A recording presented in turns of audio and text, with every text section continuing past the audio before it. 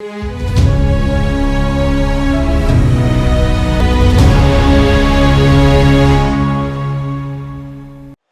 दोस्तों, राजनीति की बातें और चौधरी देवीलाल की कहानी में आपका स्वागत है। मैं हूं आपका दोस्त धर्मेंद्र कंवाली। दोस्तों, चौधरी देवीलाल को 1951 में टिकट मिलने से लेकर हरियाणा में कई तरह की कहानियां हैं। आपने भी वो कहानियां सुनी होंगी, मैंने भी सुनी है, लेकिन मायने ये रखता है कि चौधरी देवीलाल इसके बारे में क्या बताते थे। आज के वीडियो में हम यही कहानी जानेंगे दोस्तों कि खुद चौधरी देवीलाल इस बारे में क्या बताकर गए हैं। 1951 के आम चुनाव में सिरसा तहसील से विधानसभा के 2 उम्मीदवार चुने जाने थे और इस चुनाव में चौधरी देवीलाल को सिरसा से उम्मीदवार घोषित किया गया था। डबवाड़ी से वैद्य रामदयाल जी कांग्रेस पार्टी ने उनको टिकट दी थी और कांग्रेस पार्टी के उम्मीदवारों का फैसला चूंकि दिल्ली में हुआ था और उस दिन चौधरी देवीलाल वहीं पर थे और चौधरी देवीलाल ने जब ये पता चला कि मुझे टिकट कंफर्म हो गई है तो वो जीप से चौटाला गांव के लिए चल पड़े। चौधरी देवीलाल बताया करते थे कि उनके जीवन का यह सबसे बड़ा दिन था। इसके बाद राजनीति में चाहे उप प्रधानमंत्री के पद तक पहुंच गया, जो भी जीवन में जिम्मेदारियां मिली, लेकिन वो खुशी नहीं मिली जो पहली बार टिकट मिलने पर मिली थी। और इसके बाद उनकी जिंदगी में जो मोड़ आते हैं वो आज के वीडियो में हैं दोस्तों। असल में हुआ यह था कि 1936 के आम चुनाव से ही इनके पिताजी जो थे लेखराम जी, उनकी इच्छा थी कि उनके बेटे देवीलाल एमएलसी बने, चुनाव जीते। और 1936 के आम चुनाव में सिरसा इलाके से कांग्रेस का कोई उम्मीदवार नहीं खड़ा किया गया था क्योंकि चौधरी देवीलाल और इनके जो बड़े भाई थे साहब राम जी, इसके अलावा वहां कोई कांग्रेसी ही नहीं था क्योंकि वो जमाना यूनियनिस्ट पार्टी का था।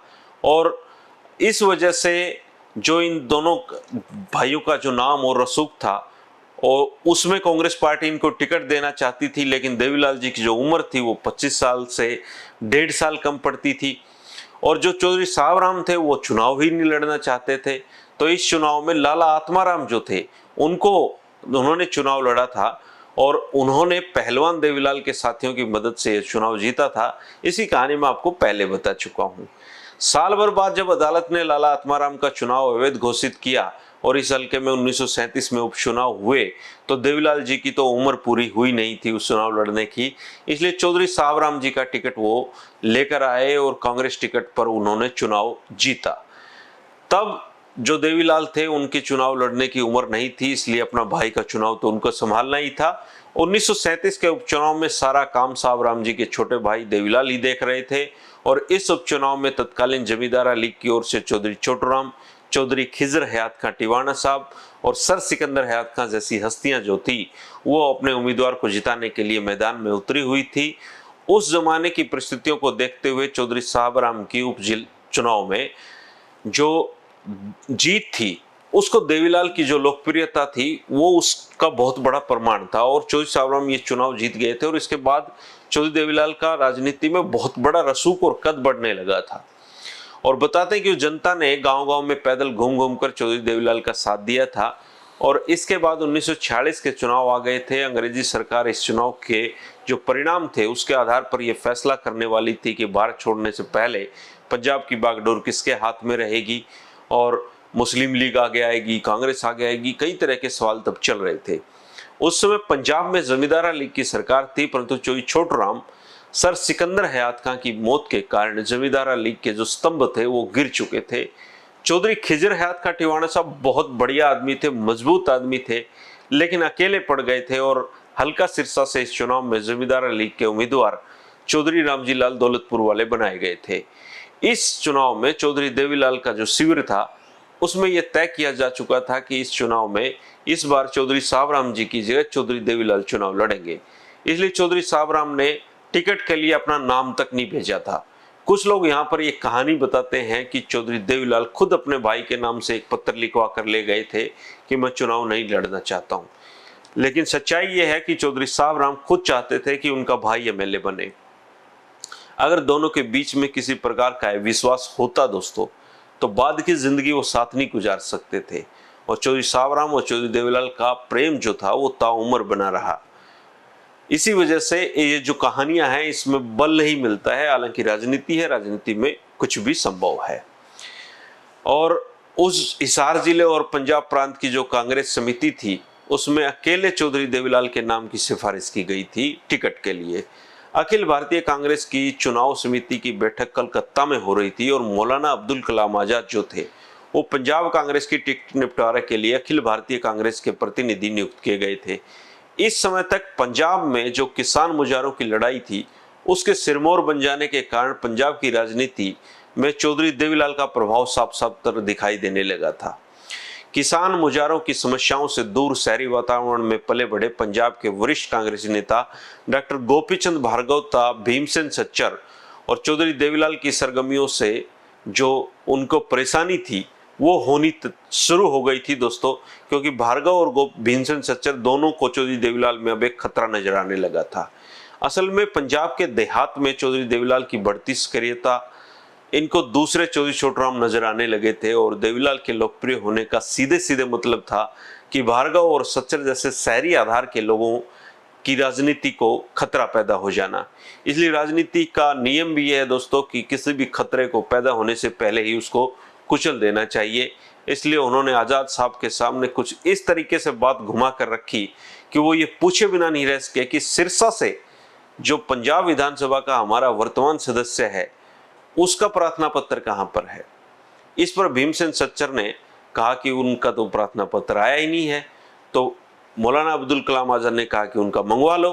तो भीमसेन सच्चर ने संदेशा भिजवाकर चौधरी साहबराम का प्रार्थना पत्र मंगवा लिया और प्रचार ये किया गया कि मौलाना आजाद चौधरी देवीलाल को कांग्रेस का उम्मीदवार बनाने के ही पक्ष में नहीं थे, इसलिए चौधरी साहबराम को कांग्रेस का टिकट दिया गया है।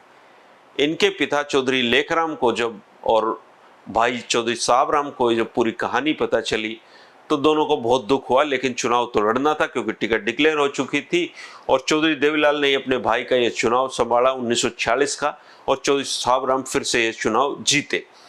इसके बाद चुनाव हुए दोस्तों 1951 के। तो कांग्रेस की टिकट का फैसला अपने हक में होने पर वो चौटाला पहुंचने की बहुत जल्दी में थे, क्योंकि अपने पिता की 15 वर्ष पुराने ख्वाब को पूरा करने जा रहे थे कि मेरा बेटा अब चुनाव लड़ेगा, जीतेगा। और दिल्ली से जब वो अपने गांव की ओर चले तो इनके साथ सरदार गुरचरण सिंह भी साथ थे और सरदार साहब को जो मुक्तसर तहसील थी उसके वो मिट्ठू केड़ा गांव के रहने वाले थे, वहां उनको जाना था। इसलिए पहले चौधरी देवीलाल ने उनको वहां छोड़ा और इसके बाद वो अपने गांव चौटाला पहुंचे। गांव के नजदीक पहुंचते ही उनको ये समाचार मिला कि उनके पिता चौधरी लेखराम का निधन हो गया है, वो इस संसार में नहीं रहे हैं। उनको बहुत सदमा पहुंचा। घर वो पहुंचे तो पता चला कि पिताजी को ये भी नहीं पता चल पाया कि टिकट देवीलाल की फाइनल हो गई थी। तो उनका दुख और भी गहरा हो गया। चौधरी लेखराम अपने बेटे देवीलाल को एमएलए बना हुआ नहीं देख पाए। उनको ये भी नहीं पता चल पाया कि उनको टिकट मिल गई थी।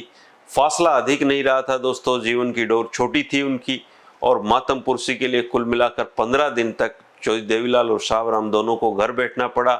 चुनाव का काम ही नहीं शुरू हो चुका और चौधरी देवीलाल और चौधरी शिवकर्ण जी के बीच में फिर मुकाबला हुआ और पंजाब के जो जमींदार जागीरदार लोग थे वो 1930 से ही देवीलाल को अपनी जमात के लिए बड़ा खतरा मानते थे, उनको पहले दर्जे का दुश्मन मानते आ रहे थे। और पिछले 22 सालों से जो दोनों के बीच में टकराव बना हुआ था उसका हिसाब किताब बराबर करने का ये एक अच्छा मौका जागीरदारों के सामने था।